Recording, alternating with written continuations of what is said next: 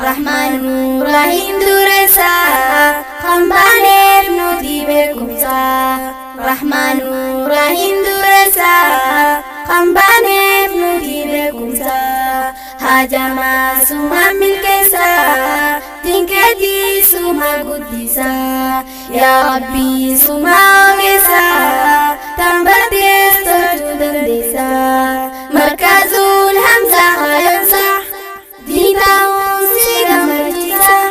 Dhufnee baranaa dagansa biyya fisa Atummaan qajeelchifne hawaasa Nu barsiisime Quraana hadiisa Atummaan qajeelchifne hawaasa Nu barsiisime Quraana hadiisa Assalamu alaikum jenne salamta warra janna